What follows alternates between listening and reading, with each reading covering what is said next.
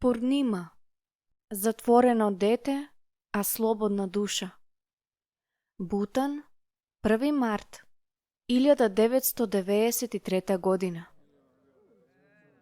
Беше ладно и доцна во ноќта, кога полицијата уште еднаш ја опколи групата верници и ги однесе во канцеларијата на реонскиот администратор. 13-годишната Пурнима трепереше додека заедно со другите беше принудена да стои надвор во дворот за време на испитувањето. Полицијата ги бомбардираа со истите прашања, кои што секогаш ги поставуваа. Зошто сакате да бидете христијани? Од каде ви доаѓа помошта? Ова е будистичка земја, а вие ја обесчестивте со прифаќање туѓа религија. Зошто сакате да го свртите народот против вас? Еден по еден, 35 верници беа испрашувани во долгата ладна ноќ. Имаше околу 20 полицајци, повеќемина од нив големи и застрашувачки. Пурнима се свитка кога еден од нив му удри шлаканица на еден христијанин до неа. Некои од групата заплакаа, други се обидоа да проповедаат. Младата Пурнима застана пред луѓето кои се надвиснаа над неа, молејки се за доволно храброст, за да се соочи со предстојните прашања. Кој ти даде дозвола да го славиш Божик во селото Пурта? Ова е Бутан. Не е дозволено да се слави Божик во Бутан. Ова е твојот последен избор. Или ќе се вратиш на будизмот, или ќе го напуштиш Бутан. Полицаецот сега директно изборуваше на Пурнима и таа го почувствува ударот на ултиматумот. Дали разбираш? Немаш дозвола да останеш овде и да практикуваш туѓа религија. Што одлучи? Пурнима не се посомнева ни за миг дека полицаецот беше сериозен. Беше прашање на чест или христијаните да се откажат или јавно да бидат прогласени за издајници и да ја напуштат земјата под принуда. Неа веќе ја избркаа од домот и од селото. Немаше поим каде ќе оди, но знаеше што мора да направи. Нема да се откажам од Христос. Не сакам да ја напуштам мојата земја и нема да го напуштам Христос. Тој е единствениот кој може да ме спаси мене или тебе. Пурнима почувствува како телото й се тресе, додека провокативно му зборуваше на зацрвенетиот полицаец. Но нејзиното срце беше цврсто и во тој момент знаеше дека судбината ѝ е запечатена. Нејзи и на другите им беше дадено 5 дена да го напуштат Бутан. Им беше речено да одат во Непал. 5 дена. Пурнима имаше помалку од седмица да го напушти животот што го познаваше. Зборот за полициската закана брзо се рашири низ областа и нејзината сестра и зетот веќе заминаа плашејки се за своите животи. Сега кога официјално христијаните се етикетирани како предавници, некои од познатите селани си дале дозвола да ги нападнат. Пред да може да замине, Пурнима требаше да направи нешто. Требаше да ја види мајка си. Помина малку повеќе од 1 година, откако нејзините родители ја принудија да си замине од дома. Сега испадна дека се прикрадува назад. Убедена дека зборот веќе стигнал до нив во врска со нивното протерување, таа нежно се помоли нејзините родители да имаат желба да го видат своето мало девојче за последен пат. Под покривката на ноќта, Пурнима се врати во домот каде што порасна, домот од каде беше присилена да си замине на деликатна возраст од 12 години.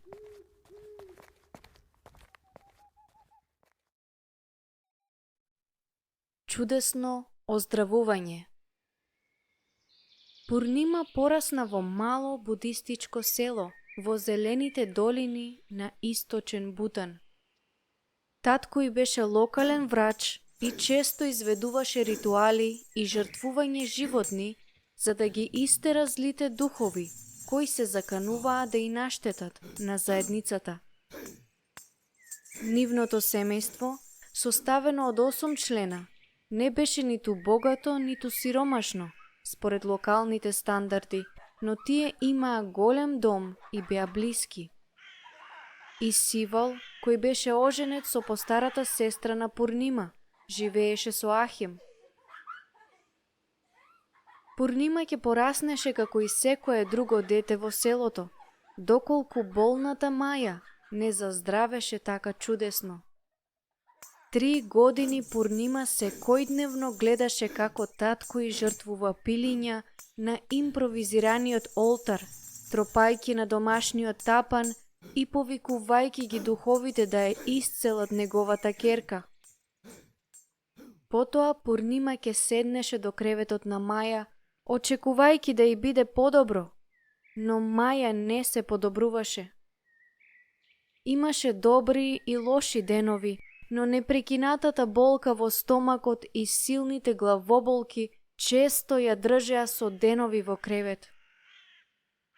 Гледајќи како сестра страда, Пурнима често ја прашуваше мајка си: зошто духовите се толку лути?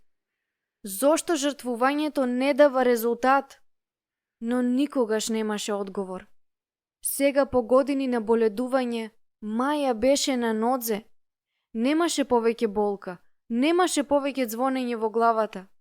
На мајката и таткото на Пурнима им беше мило што нивната ќерка се чувствува подобро, но не им беше мила изјавата на Маја дека Исус ја исцелил. Како можеш да зборуваш такво нешто? Како можеш да го обесчестиш нашиот дом и заедница? Негодуваше татко ѝ. Ние сме будисти и не сакам да слушнам уште еден збор за овој бог тугинец. Дали ме разбираш? Ниту збор повеќе. Беше бесен. Да биде полошо, тој се плашеше од локалните соселани што ќе помислат ако откријат. Всушност, се плашеше за сопствениот живот. Но Маја и Сивал не можеа да ја негираат нивната новооткриена вера. Кога еден од пријателите на Сивал дозна за болеста на Маја, тајно призна дека е христијанин и даде Библија. И кажаот и веруваше дека Бог може да ја исцели Маја и го направи тоа. Потоа, нивната вера се зголемуваше додека заедно ја читаа Библијата. Ако сакате да останете христијани, повеќе не можете да останете овде, декларативно им изјави таткото на Пурнима на Сивал и на Маја последната вечер. Селаните никогаш нема да го дозволат тоа. Сите ќе не истераат и вашата нова религија ќе донесе безчестие и несреќа на целото семејство. Срцето на Пурнима беше скршено. Гледајќи како нејзината сестра и зетот се истерани од семејниот дом. Меѓутоа, и на таа мала возраст од 10 години потполно разбираше дека она што го вели татко и е вистина. Знаеше дека селаните никогаш нема да ја прифатат оваа нова религија, а сепак не можеше, а да нема стравопочит за обновеното здравие на Маја и новиот изглед што и го осветлуваше целото лице, дури кога Маја ги собираше своите ситници за да го напушти единствениот дом што го познаваше. Дополнителна болка беше фактот дека Маја беше 6 месеци бремена. Откако замина, се чинеше како да настапила смрт во домот. Мајката на Пурнима беше во депресија, а татко ѝ се чинеше потполно збунет за се она што му се случи на семејството. Пурнима сакаше да зборува со мајка си за Маја, но никому не му беше дозволено да го спомне нејзиното име.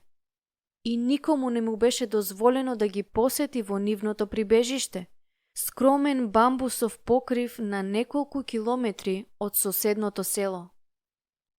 Но кога Пурнима разбра дека Маја родила машко дете, не можеше повеќе да ја поднесе загубата. Се чудеше на фактот дека сестра ѝ родила здраво бебе и се уште не можеше да ја заборави љубопитноста што предизвикуваше постојано да мисли за чудесното исцеление на сестра ѝ. Се замислуваше како изгледа тоа бебе. Силни прашања незапирливо ги напаѓаа незините мисли. Каков е тој Бог кој исцелува без да бара нешто за возврат? Што пронајдоа Маја и Сивал во оваа религија, што им дава храброст да се спротивстават на семејството и општеството, дури и до точка на бркање од неизиниот дом? Овие прашања предизвикаа Пурнима да се искраде смело во домот на сестра ѝ на првата предпазлива посета. Преминувајќи преку полињата и криејќи се крај дрвјата, брзо ја помина далечината што ги одделуваше толку многу седмици. Кога Маја ја отвори вратата од нивната мала куќичка и ја виде Пурнима како се тресе на прагот, преплашената реакција брзо прерасна во серија на солзи и прегратки, додека ја гушкаше малата сестра. Пурнима започна редовно да се прикрадува во посета на Маја. Не можеше да остане подолго, понекогаш заминуваше само по 15 минути. Но секој пат кога доаѓаше, Маја ќе ја прочиташе приказна од Библијата и таа слушаше внимателно, впивајќи го секој детал. Најмногу впечаток ќе остави приказната за Мојсей. Не толку со чудесните сили на Бог кој работеше преку него, туку со фактот дека и тој бил принуден да го напушти домот и на крајот да стане гласноговорник на Бог, иако имал потешкотија во зборувањето. Ако беше христијанка, си замисли, сакаше да биде како Мојсей. Следната година Маја роди уште едно дете, Естира, а посетите на Пурнима зачестија. За младата Пурнима стана авантура тајно да се провлекува крај патеката од селото, за да ја посети прогонетата сестра и младата внука и внук. Дури и да ја фатеа, размислуваше, нема многу да биде во неволја.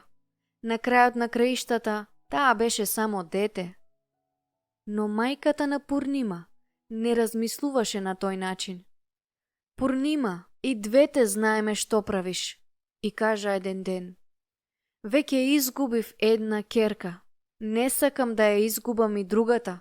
Дали ме разбираш? Пурнима кимна со согласност, додека мајка ја објаснуваше дека христијанството е туѓа религија за пониска класа на луѓе. Тоа не е за нашето село или за нашата земја. Маја била измамена од Сивал и од неговите пријатели, заклучи мајка ѝ. Необјасниво привлечена кон Бог.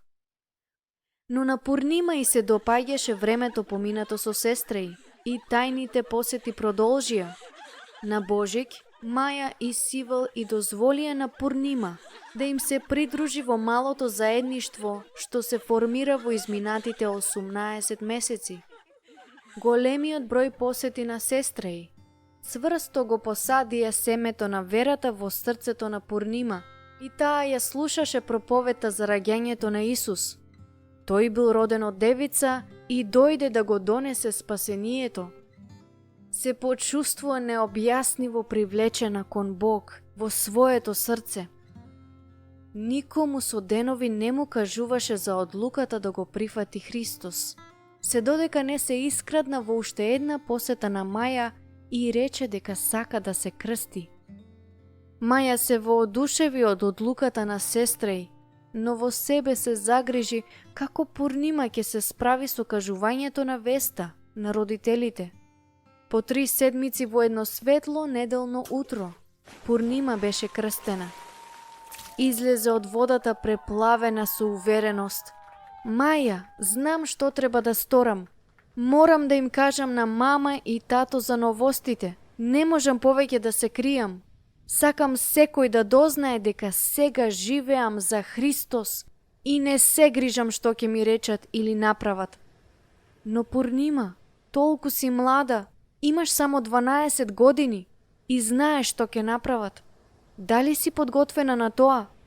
Го имам сивал и ми беше малку полесно да го напуштам домот. Може би треба само да почекаш пред да им ја кажеш веста и да продолжиш да се молиш? Пурнима беше непоколеблива. Не можам да го сторам тоа, Маја.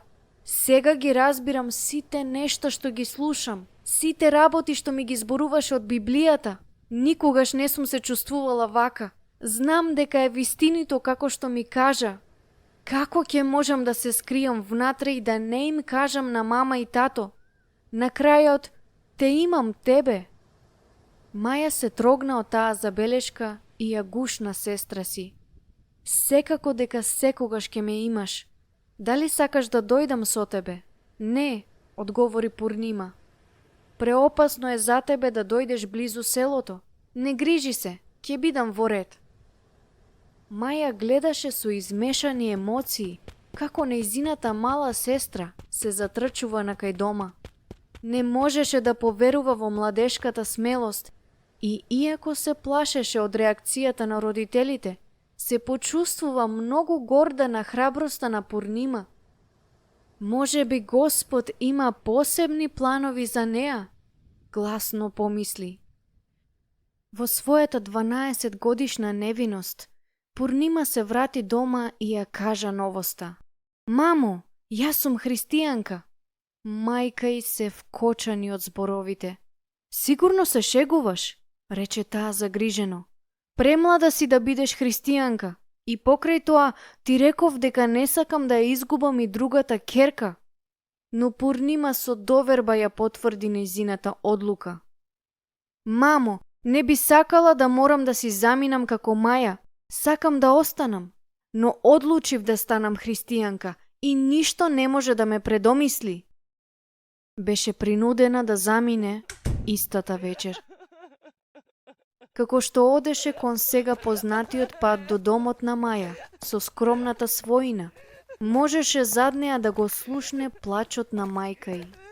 Знаеше дека мајка ѝ ги сака двете ќерки, но родителите се плашеа што ќе помисли селото за нив.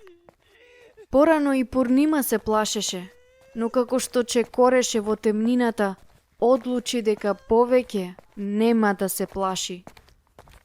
Оттогаш живееше со Маја и Сивал и додека уживаше да биде со семејството на сестра си, условите им беа ограничени и се мачеа да преживеат. Потоа на Божик 1992 започнаа псењата точно 1 година откако Пурнима се преобрати кон христијанството. Полицијата од селото постепено се уплаши од зголемениот број христијани во регионот и го зголеми притисокот врз христијаните. Христијаните издржуваа по 10 испитувања низ мноштвото седмици и секој пат властите се обидуваа да ги убедат или присилат да се одречат од Христос и да се вратат кон своите будистички корени. Мажите беа шлакани и тепани, некои од нив беа држени 1 или повеќе седмици во голем затворски центар, каде што беа пожестоко тепани. Приведените жени беа понижувани и обвинети за проституција. Како одговор, некои членови од групата се сложија да се одречат од Христос. Но младата Пурнима само упорно растеше.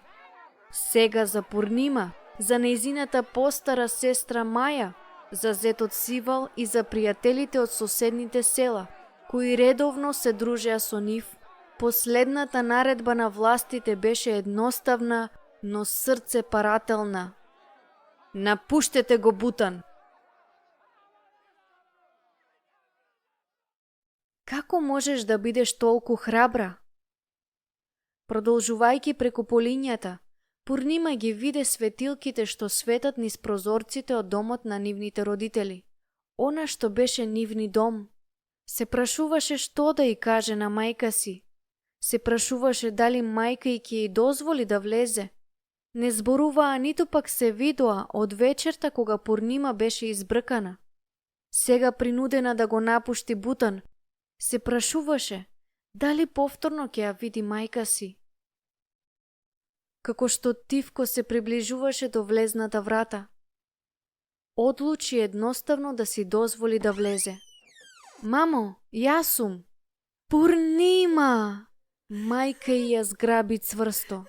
Те молам, кажи ми дека си дојде за да останеш. Те молам, кажи ми дека повеќе не си христијанка. Пурнима молчеше неколку минути. Можеше да ја види тагата кај мајка си, солзите што веќе потекуваа. Не сакаше да ја предизвика на мајка си повеќе тага, но мораше да ја каже: Мамо, морам да го напуштам Бутан. Полицијата нема да ми дозволи да живеам тука. Жал ми е. Мајка ја погледна младата ќерка и завидуваше на храброста, но се уште беше толку млада, толку невина. Пурнима, немаш ни 14 години. Како можеш да бидеш толку храбра? Како можеш да ја напуштиш својата земја? Пурнима сега заплака со мајка си. Нема да ја напуштам мојата земја, мамо, плачеше таа. Мојата земја ме напушти мене.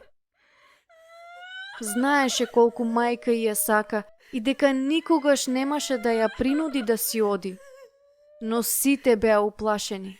Уплашени од христијаните, уплашени од Божик, уплашени од Христос. Пурнима не можеше да се начуди што е причината за тој страв.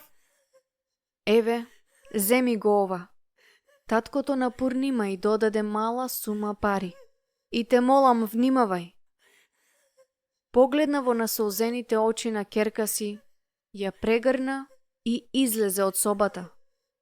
Пурнима остана со мајка си уште неколку минути, обидувајќи се да го запамти секој детал на нејзиното мило лице, тонот на гласот, начинот на кој што очите ѝ светат кога се смее.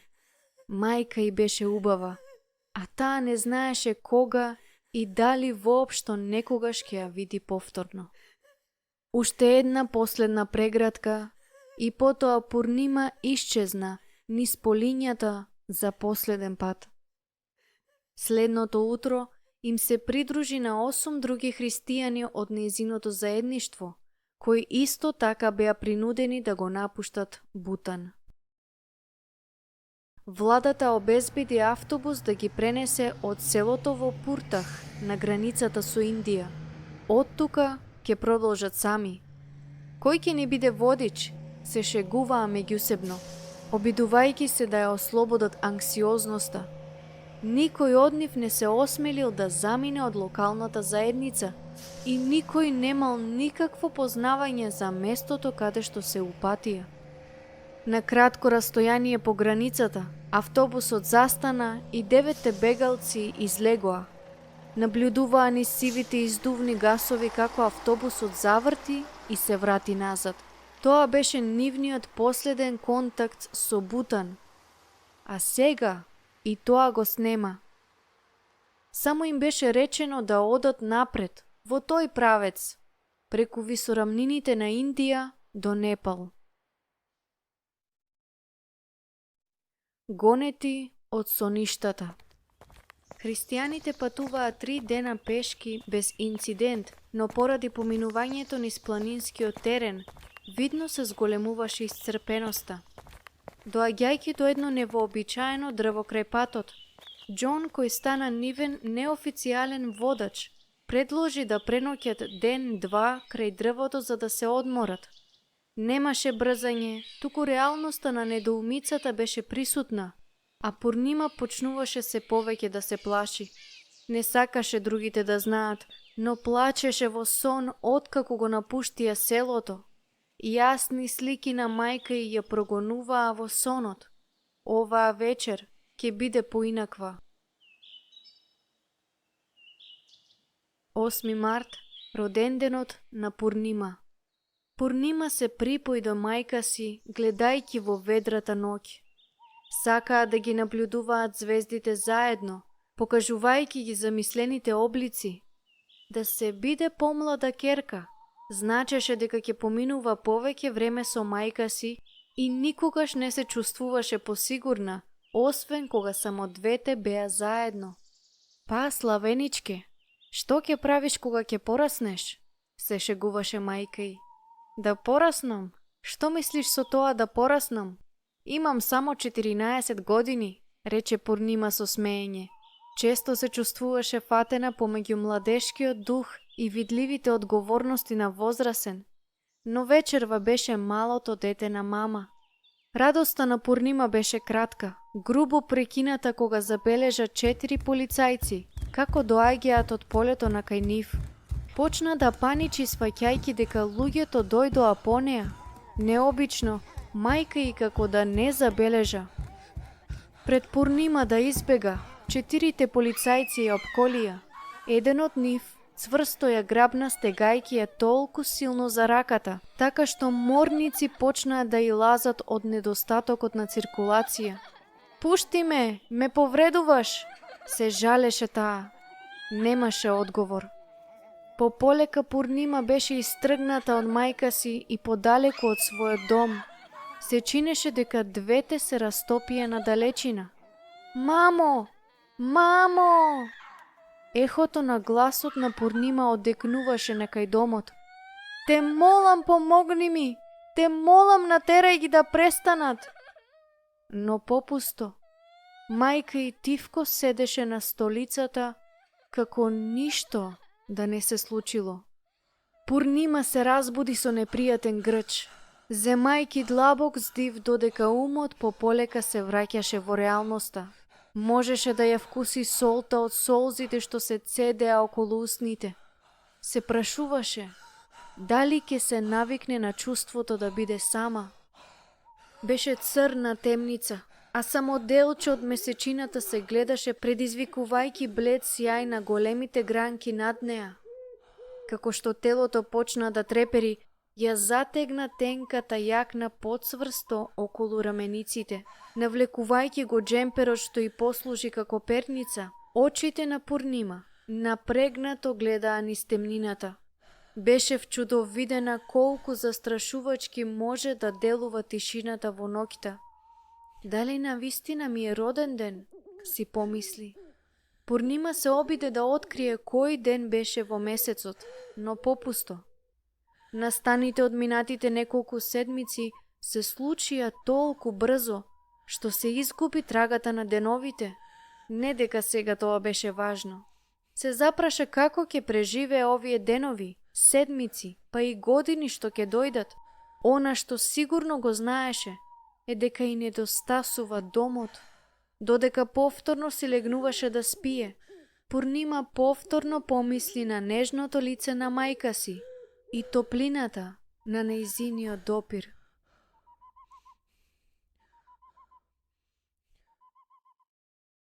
Модринки, крвавење и без пари. Стани, стани и дај ги парите и ќе те оставиме да живееш. Пурнима беше грубо разбудена од гласните звуци и ударот на тешката чизма во половината. Ти реков станувај! Болката го опфати целото тело, додека непознатиот напаѓач ја удри повторно. Не можеше да види колку мажи ја нападнаа, но се работеше за неколку бандити. Малата група не можеше да се брани. Гласните повици на нејзините придружници и потврдија дека и тие се наоѓаат под силни удари на крадците. Пурнима се обиде да се покрие додека беше постојано удирана и тепана. Парализиран страв и го обвитка телото, но одеднаш еден стих од Библијата и прелета низ мислите. Се чинеше дека од Евангелието според Матеј. Не плаши се од оние кои го убиваат телото. Матеј 10 глава 28 стих. Го убиваат телото, си повторуваше во себе, молејки се да не биде тоа нејзината судбина. Мислите и таа додека се сеќаваше на сумата пари што и ги даде таткој. Додека бандата продолжи да беснее низ импровизираниот камп и да ги краде нивните работи, Пурнима се помачи да ги земе парите скриени во нејзините алишта, пред да ја откријат крадците. Раката го пронајде она што го бараше во моментот, пред да прими уште еден тежок удар по грбот, што целосно и го одзеде здивот. Плачеше кон Бог, додека со рацете се обидуваше да се заштити и да се отргне од тешката чизма, што ја удираше по телото. Откако одметниците доволно ги тероризираа исцрпените бегалци и им одзедоа се што имаат, крадците построија четворица од христијаните, вклучувајќи ја и Пурнима. Никој од бегалците не се осуди да каже збор, додека стоја пред своите напаѓачи.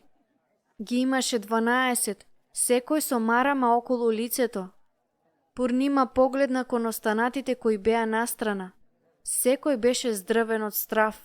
Знаеше дека напаѓачите мора да ги убијат туку така на самото место. Немојте да сте го пријавиле ова на полицијата, ги предупреди еден од мажите, додека безобзирно мафташе со пиштол пред нив. Ако го направите тоа, ќе се вратиме и ќе ве убиеме.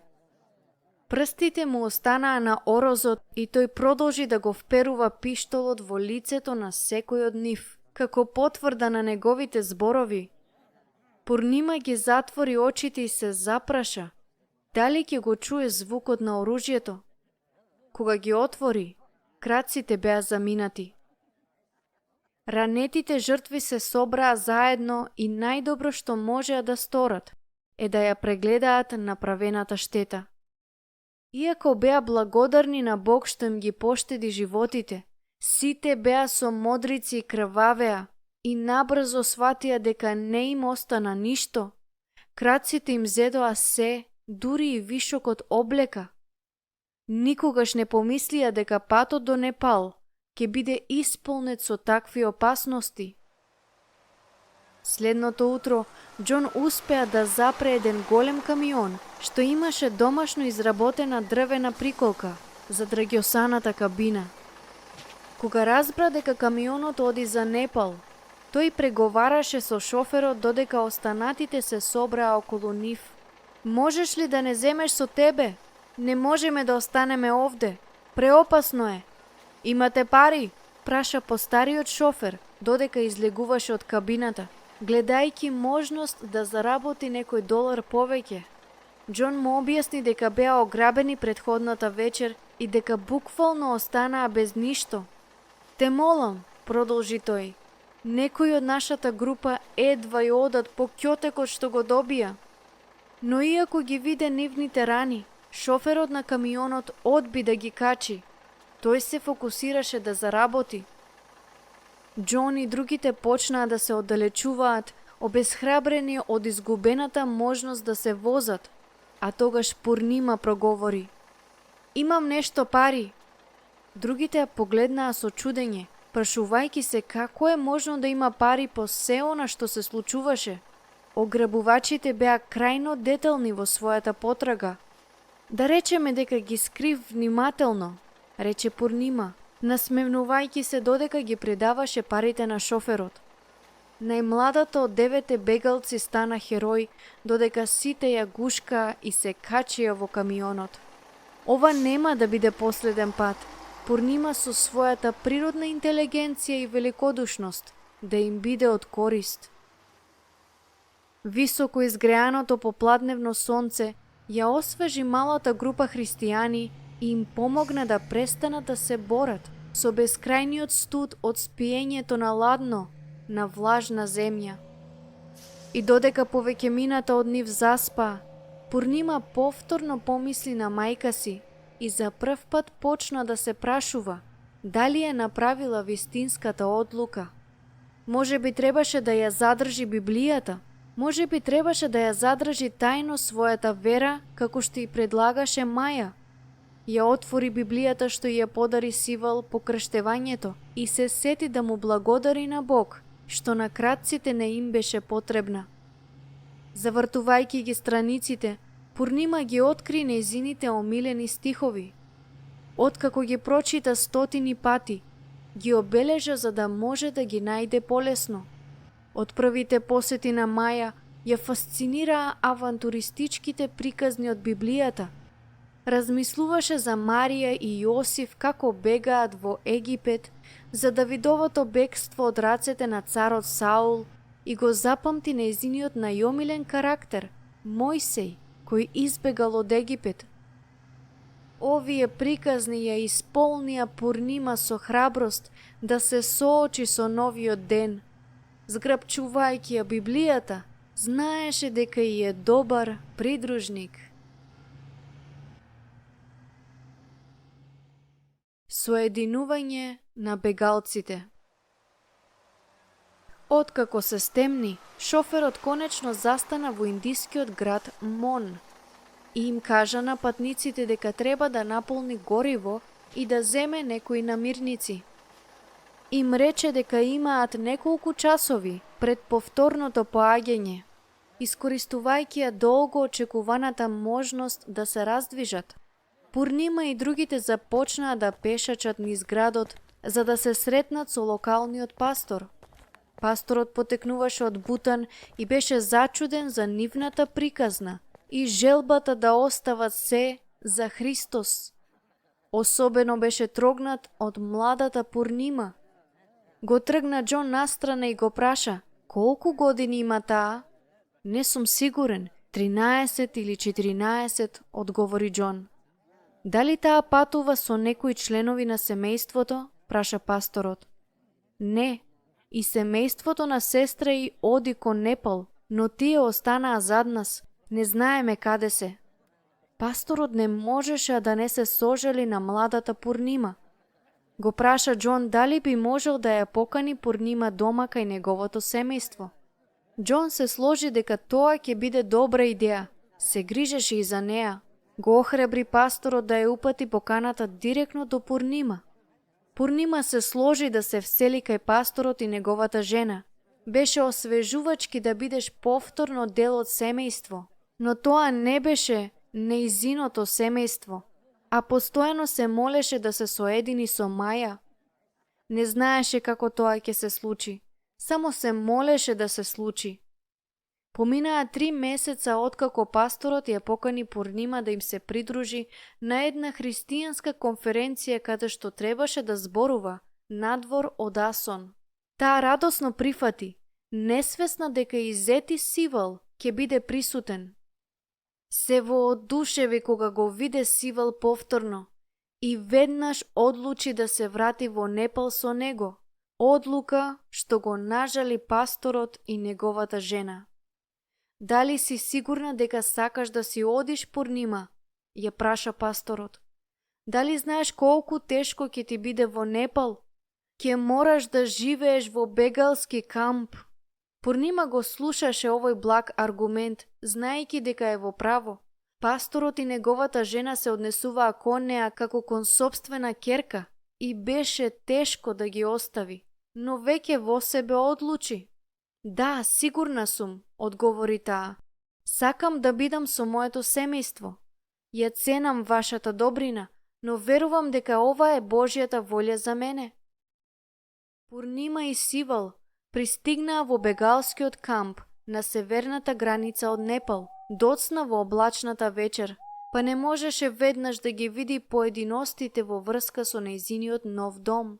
Се што беше важно во тој момент е да се види со Маја повторно. Сестрите се фрлија во преградка со извици на радост. Потоа Пурнима набрзо заспа на една тенка бамбусова рогозина.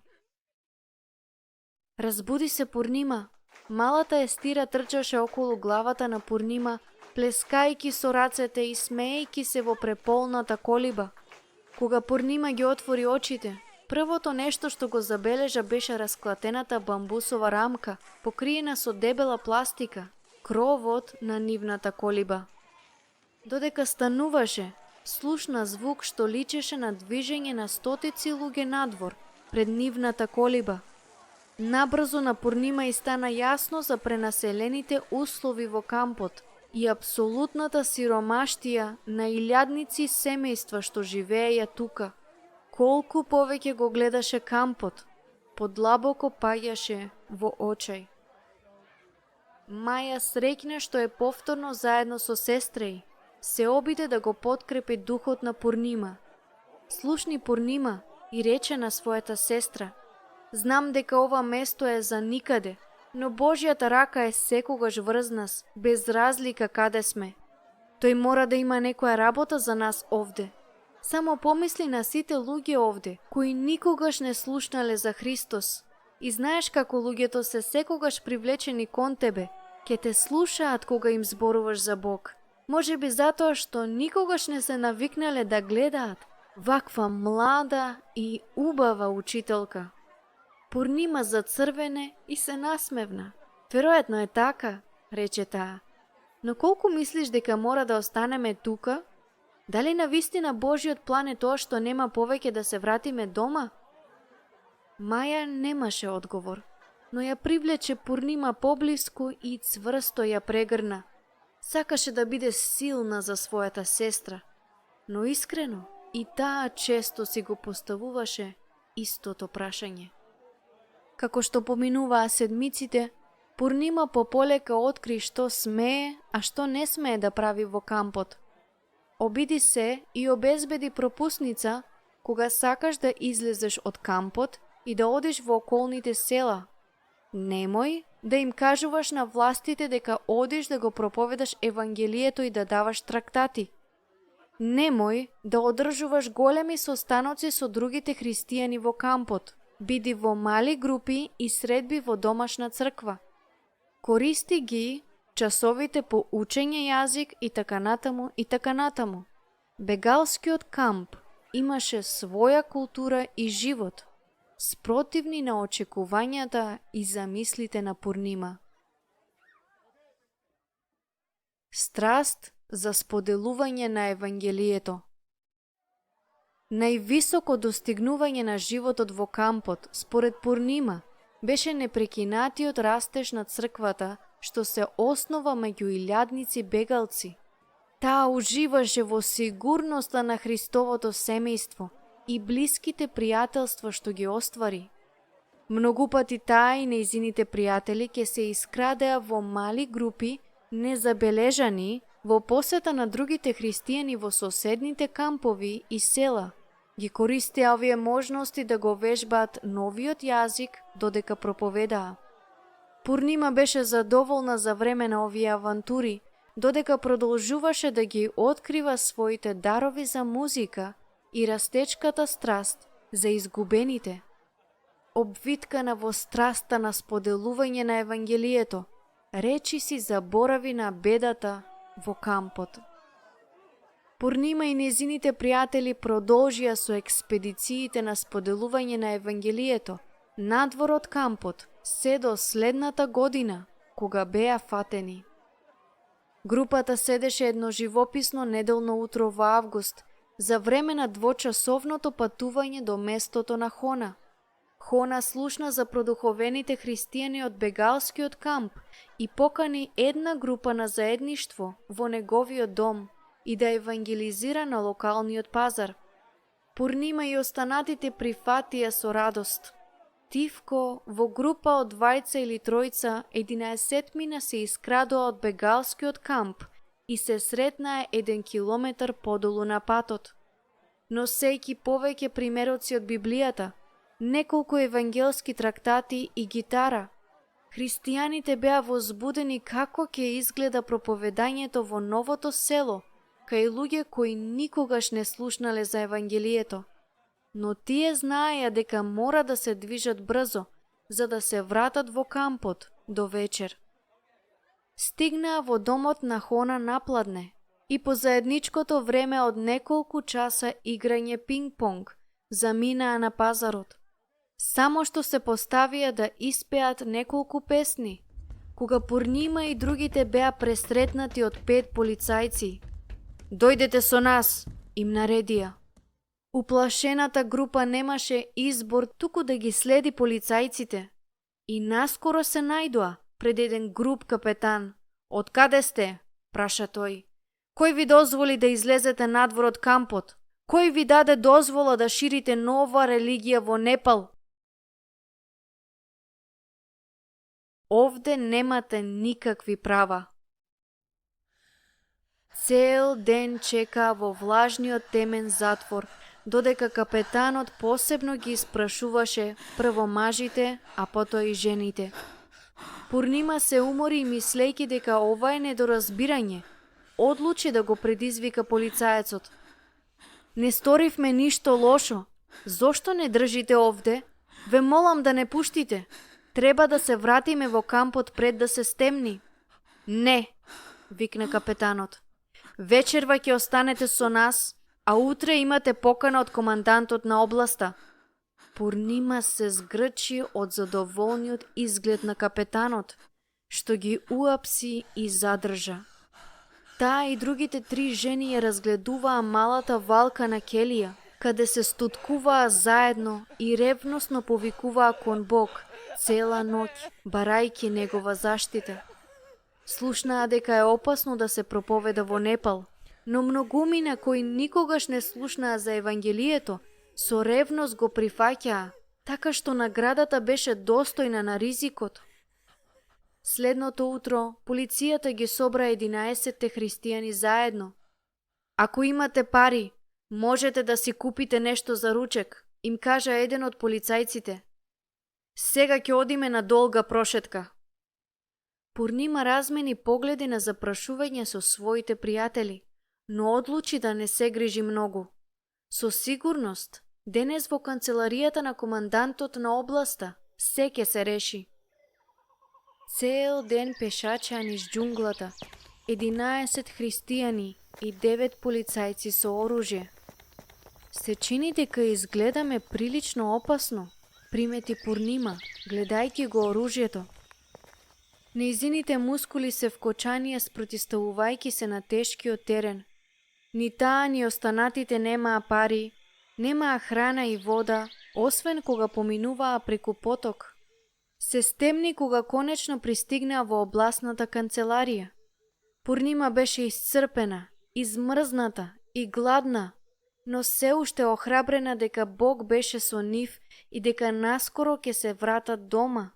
Но надежите ги снема кога започна испрашувањето. 5 полицајци седнаа за дрвената маса во слабо осветлената соба за испрашување и почнаа да ги бомбардираат со прашања во гневност. Кој ви даде дозвола да проповедате на пазарот во Хапа? Кој ве поддржува? Каде ги пронајдовте материјалите? Вие сте валкани бегалци. Немате никакви права овде. Секој кој се обиде да одговори на гласните напади, добиваше шлаканици или беше удиран, но затворените добиваа шлаканици или беа удирани доколку не одговараа на прашањата. 4 часа испитување и ќотек траеше се додека другиот полицаец не истапи и рече: "Доволно, доста е за вечерва. Дајте им нешто за јадење и ќе продолжиме утре." Условите во келијата беа полоши отколку во првиот затвор. Пурнима го задржа изливот на бес што ја гушеше додека подригна од мирисот што ја погоди.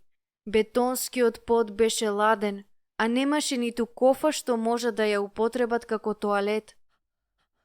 Утрото, Пурнима и другите жени чекаа во келијата со вознемиреност.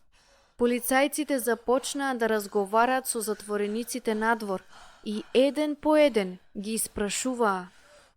Командантот на областа и рече на Пурнима дека имаат доказ за тоа како таа и нејзините пријатели го уништиле будистичкиот храм и ги навредиле нивните богови.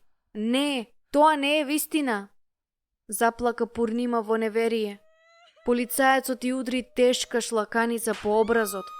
Ти си безобразна мала лажга, вресна тој. Само кажи ја вистината и ќе добиеш полесна казна. Ако продолжиш да лажеш, ќе одиш во државен затвор на подолго време. Пурнима започна да паничи, но ја задржа присебноста. Повторно и повторно ја удираше шлаканици и беше удирана и по извесно време падна во безсознание како резултат на човековата суровост. Со исклучок на нападот што се случи првата вечер во Индија, таа немаше вистинска представа колку луѓето можат да бидат сурови. Но во изминатите 28 дена го примаше тешкото образование. Тоа беше тешка лекција за една 15 годишна девојка. Долгите денови на испитување се одолжија додека властите ја продолжија својата мисија на кршење на духот на Пурнима и на нејзините пријатели. Рутината беше секогаш иста, само што никогаш не знаеја кој ќе биде викнат прв на дневната доза од прашање и ќотек. Прашање, погрешен одговор, шлаканица. Друго прашање, друг погрешен одговор, друга шлаканица. И така натаму, и така натаму. Во ќелијата Пурнима и другите жени пееја тивко и се молеа во текот на ноќта, обидувајќи се да се охрабрат едни со други, со зборови на надеж. Само држете се тука. Наскоро се ќе биде готово и ќе си одиме дома, си шепотеа во темнината. Дома? Мислеше иронично Пурнима. Сега е релативен израз. Бодрени со Божиот мир. Во кампот, Пурнима постојано размислуваше за своите родители и колку многу и недостасуваше домот во Бутан, но сега и недостасуваше сестра и бедниот мал и преполн бегалски камп, повеќе од кога било. Се прашуваше што прават внуците и се грижеше за држењето на Маја. Дали примила некоја вест за тоа, каде престојува Пурнима? Ох, Маја, извини што ти предизвикав толку проблеми. Мора да полудуваш, помисли Пурнима. Сушност, некои христијани во бегалскиот камп слушнале гласини за уапсената група.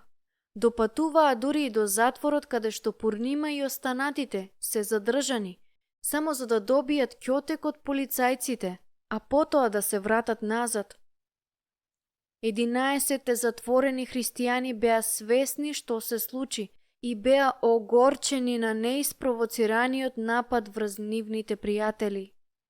На 25-тиот ден од нивното затворање, еден од стражарите дојде порано кај Пурнима. Командантот на областа ја чекаше во познатата за неа соба за испрашување, подготвен за нанесување зло. Повторно започна испитувањето. Кој ти дозволи да проповедаш? Толку си млада, може би не е твоја грешка. Сигурно некој те присилил на оваа религија со парично ветување. Кој те подржува? Ако ми кажеш кој е тој, тепањето ќе престане. Може би ќе се вратиш во кампот. За Пурнима следните минути беа како вечност. Уморна и физички исцрпена од недостаток на храна, затворениците јадеа ориз 2 пати на ден и валкана, немајки можност да се истушира, сепак го почувствува Божјото охрабрување во неа за време на испитувањето. Губењето во Христовото присуство бескрајно и помогна додека се молеше на Бог да им прости на мачителите и да ѝ даде сила за она што следува. Одговори на моите прашања, вресна командантот. Пурнима собра храброст додека се подготвуваше за шлаканица. Знаеше дека нема да му се допадне одговорот. Не го прифатив Христос заради пари или поддршка или што било. Го прифатив Христос бидејќи мојата сестра беше болна 3 години, а потоа го прифати Христос и чудесно беше оздравена.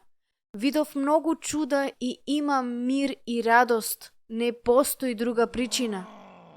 Фрустриран, командантот се приближи на сантиметар до незиното лице. Мирисајки му го здивот и гледајки го мрачниот бес во неговите очи, се уплаши, но се обиде да не се тргне. Лажеш, и извика во лице. Знам дека нешто криеш. Не ја зборуваш вистината. Сега ќе мораш да одиш во затвор на подолго време. Дали си подготвена за тоа? Пред да одговори Пурнима, тој ја удри силно, така што таа падна од столицата. Вратете ја во келијата, нареди тој. Другарите на Пурнима од келијата се вџашија кога ја видоа скршена со модрици по лицето, со појавен оток од бруталниот удар. Не грижете се, излажа Пурнима со солзи во очите. Не боли толку како што изгледа. Жените знаеја дека е поинаку, додека и тие го примија својот дел од болката и понижувањето од бездушните полицајци. Ја тешеа Пурнима најдобро што знаеја, сожалувајќи ја неволноста на властите да поверуваат во нивната приказна. Полицајецот не можеше да поверува дека Пурнима и нејзините пријатели не примиле никаква финансиска помош од надвор. Беа убедени дека Библијата и трактатите доаѓаат вон границите на Непал. Бидејќи христијанството беше странска религија, одбија да прифатат дека тоа се ширеше локално, без желба или ветување за лична корист. Во наредните денови, Пурнима и останатите се прашуваа за својата судбина. Молитвата и пеењето им помогнаа да ги ослободат мислите и да им помине времето. Но Пурнима имаше чувство на нелагодност поради недоволната интеракција со фаќачите. Што ли прават? Зошто не пуштаат? Се прашуваше таа. Колку сум благословена!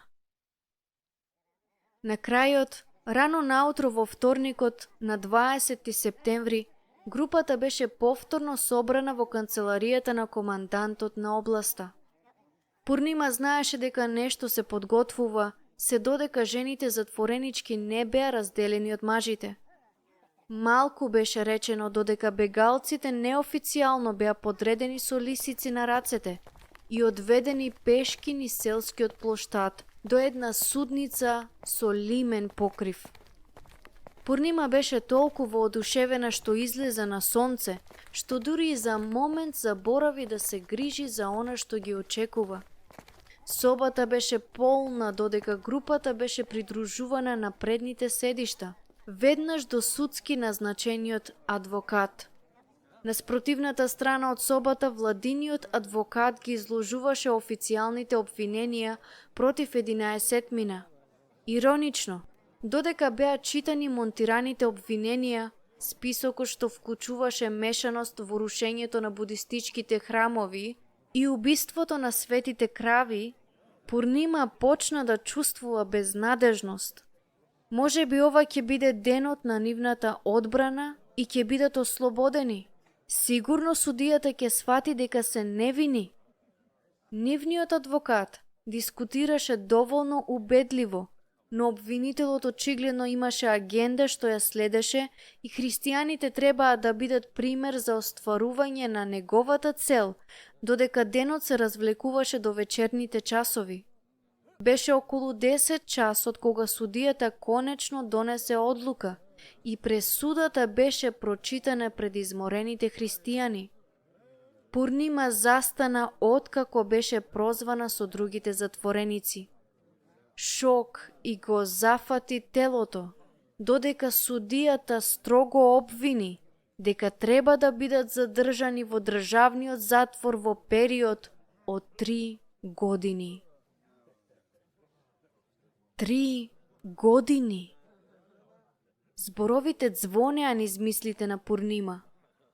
Пурнима му вети на Бог дека ќе биде верна без разлика каде ќе ја испрати, подалеку од дома, надвор од Бутан, во бегалски камп, но затвор. Тоа беше повеќе отколку што може да носи една 15 годишна девојка. Ги затвори очите и повторно ја најди утехата во библиските приказни, што ги запамти. Го замисли Исус како седи на гората, советувајќи ги своите ученици, и почувствува како се охрабрува додека познатите зборови и навираа во мислите. Блажени се оние кои се прогонувани, зашто нивно е Царството небесно. Блажени се оние кои се прогонувани. Блажени се оние. Застана кога ја свати вистината. Блажена сум јас. Тешко е да се замисли дека казната затвор е благослов. Духот и душата на Пурнима го прифатија фактот пред нејзиниот ум. Но во деновите што доаѓаа, ова ветување ќе стане извор и потпора на силата на затворениците, додека почесто ги повторуваа зборовите во единство. Сега беа врзани двајца по двајца и водени од судницата кон другото напорно патување низ џунглата. Затворот беше на една планина, неколку километри подалеку. Додека умот на Пурнима го повторуваше сослушувањето, таа стануваше се поубедлива за Божјата улога во ова што им се случува. Беа лажно обвинети и одеа во затвор заради Христос. Гледајќи во незините 10 пријатели како се влечат низ џунглата, повторно знаеше дека беше во добро друштво.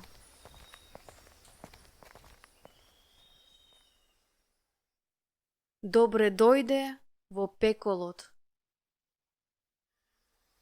По 3 часот наутро стигнаа до портата на затворот. Низ месечевата светлина, Пурнима можеше да го види високиот зид, што го обкружуваше објектот, и големите надворешни врати, што застрашувачки крцкаа додека се отвораа за нив. Местото имаше мрачна, грандиозна атмосфера и изгледаше како голема тврдина, но сега се наоѓаше во очајна состојба. Додека чекореа низ отворениот двор кон внатрешноста на зградите, Пурнима искрадна еден поглед на големата врата што се затвори зад нив. Силен писок одегна низ затворот, нејзиниот нов дом. На Пурнима и на другите жени им дадоа тенка рогозина и ги одведоа во ќелијата. Тоа беше црна дупка, но постепено нејзините очи можеа да ги разликуваат силуетите на другите, кои спиеја на подот. Се слушна еден страшен звук од земјата. Добре дојдовте во пеколот. Пурнима се прашуваше со загриженост, кои беа другите со кои ја делеше ќелијата? Кое беше нивното злодело? Дали беа насилни? Дали ќе ја прифатат?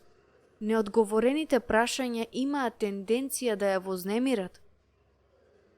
Наоѓајќи слободно место покрај зидот, ги свитка колената до телото.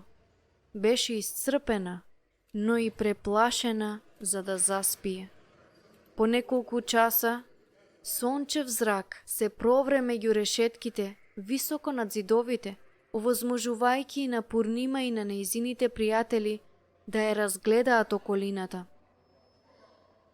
Собата не беше голема, но беше преполна. Имаше 5 други затворенички во ќелијата и секоја жена имаше свое место, простирајќи ја оскудната својина околу себе на подот. Тоалетот, ако можеше да се нарече така, се состоеше од нафрлен бетонски блок блиску до надворешниот зид. Имаше регјосан миелник без сапун, без топла вода, без врата. Дупката под бетонот беше земјанка, што според миризбата, според Пурнима, очигледно никогаш не беше исчистена. Мирисот од дупката ја исполни келијата. Затворските бетонски ѕидови беа офарбани со слоеви боја, што во изминатите години се претворила во кал. Подот беше студен, влажен и гнасен. Малиот внатрешен прозорец, на висина на очите, им овозможуваше на затворениците да гледаат во дворот и во правец на поголемата келија за мажи на спротивната страна. Далеку на дворот имаше железна платформа, од каде што затворските чувари можеа да надгледуваат, иако Пурнима немаше видено ниту еден од нив. Туласа беше само назначениот водач на келијата. "Зошто сте тука?" праша грубо, гледајќи директно во Пурнима. "Премлада си за да бидеш во затвор, зар не?" "Не знам дали сум премлада," одговори Пурнима, "но тука сме бидејќи сме христијани." "Христијани?" Туласа речиси го исплука зборот. "Зошто би ве затвориле ако сте христијани? Глупоста не е противозаконска." Другите се придружија на смејата. Таа се представи, но немаше топлина во нејзините зборови. "Велат дека си ја убив свекрвата," заража таа. "Па ќе бидам тука извесно време и би ценела доколку си го држиш тоа за себе." Пурнима не престана да гледа во жената, иако дури се почувствува заплашена од тешките зборови на Туласа. Пурнима некако предпостави дека постои некоја нежна, грижлива душа зад оваа студена фасада и од тој момент се молеше Бог да ѝ даде можност да ја открие. Туласа се врати во аголот од келијата, отпуштајќи го потокот од вулгарности.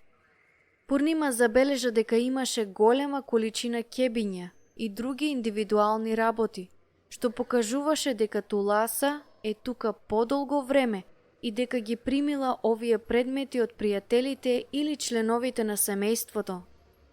Новодојденците од друга страна дојдоа со речиси ништо освен секојдневната облека на нив. Првото утро се собраа заедно и се молеа заветувајќи се дека секој ден ќе го започнат со молитва и секој петок со пост. Новите затвореници добија основен прибор за јадење и секој ден добиваа по 2 оброка, обично ориз и компири. Повремено им даваа по мала сума пари, за да си купат некои лични работи.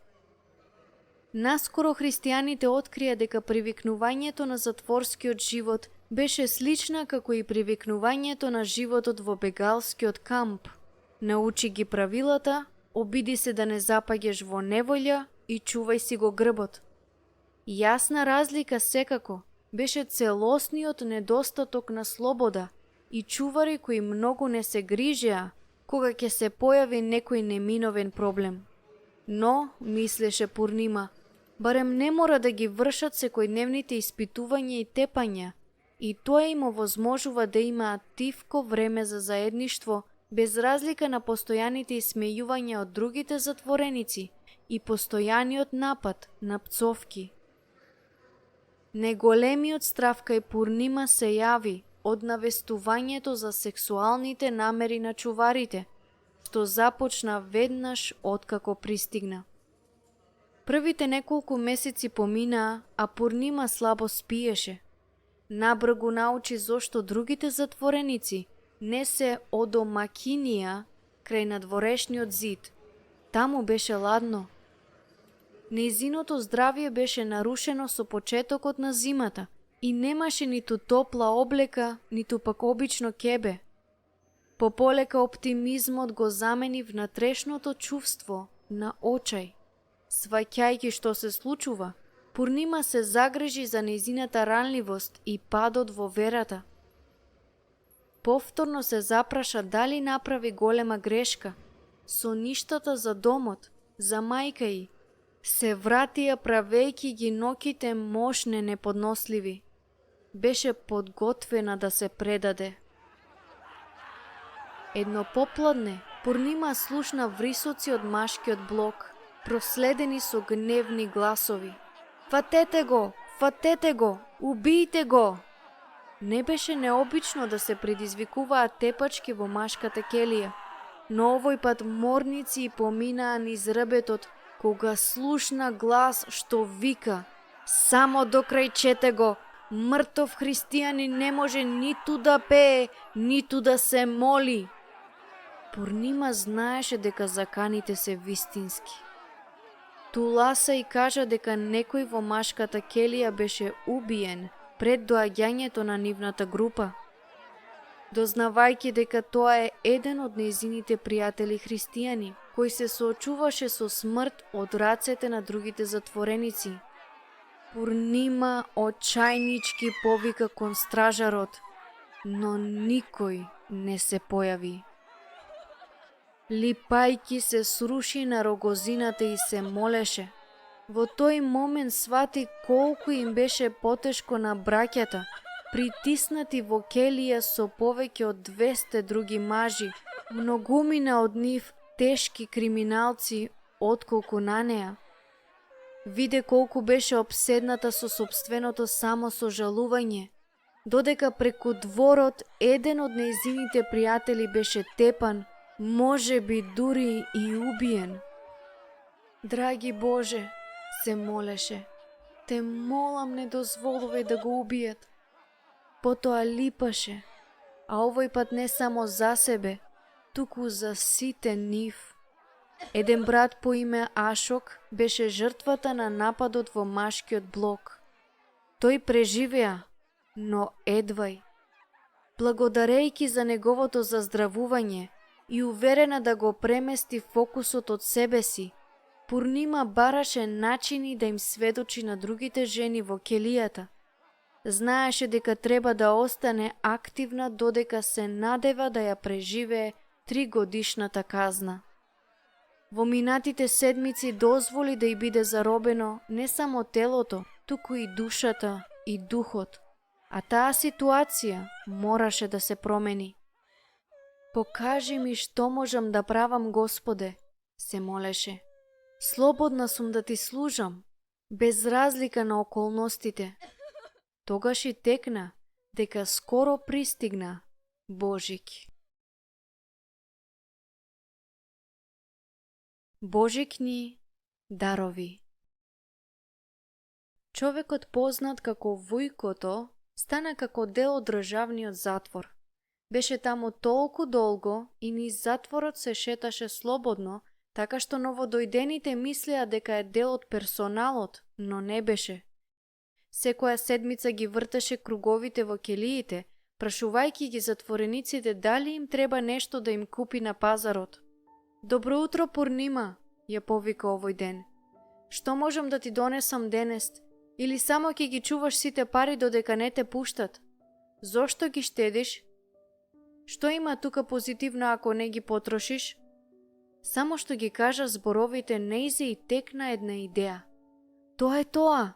Тоа ќе го направам. Ти благодарам, Вујко.“ Набргу сите пари што ги заштеди, ги предаде во испружените раце на Вујкото и му прошепоти некои инструкции преку решетките од келијата. Гледајќи го како се оддалечува од женската келија, се молеше да го купи точно тоа што му го побара. Кога ја слушна нејзината молба, Вујкото си помисли дека е луда, но нежно ја одговори: „Како можам да одбијам така невино лице?“ Кога подоцна се врати, го донесе пакетот во нетрпеливите раце на Пурнима. „Се е тука“, ја увери Вујкото, „но се уште мислам дека си луда. Затворот го прави тоа, да знаеш.“ Пурнима се насмевна со благодарност и посегна да го поздрави преку решетките. Потоа започна да ги прави подготовките додека другите ја гледаа. На крајот, не можејќи да ја сокријат љубопитноста, дојдоа кај неа и ја прашаа што прави. Но Пурнима ги игнорираше и продолжи да работи. Тоа траеше до крајот на попладнето, но одлучи да биде подготвена. На крајот, кога беше готова, се сврте кон другите и објави: „Откако сум тука, Бог ми стави на срце да го сочува мојот затворски джепарлак. Не знаев зошто се до ова утро, А потоа знаев што да сторам. Го прашав Војко да ги употреби парите за да ги купи најдобрите пилиња и зеленчуци што ќе ги најде. И сега ви го сготвив тоа. За вас. Зачудени во тишина, другите гледаа вчудовидени. Туласа ја наблюдуваше сомнително, очекувајќи ја поентата и прашувајќи се зошто Пурнима, на која никогаш не ја упатила љубезен збор, би направила вакво нешто. Што зборуваш? Каков е тој виц? Ја праша саркастично. Само сакам да го поделам ова со тебе, Туласа. Со сите вас. Нема никаков виц, тоа е мој подарок за вас. Ајде да јадеме. Таа вечер, затвореничките во женската келија го имаа најдобриот оброк до тогаш.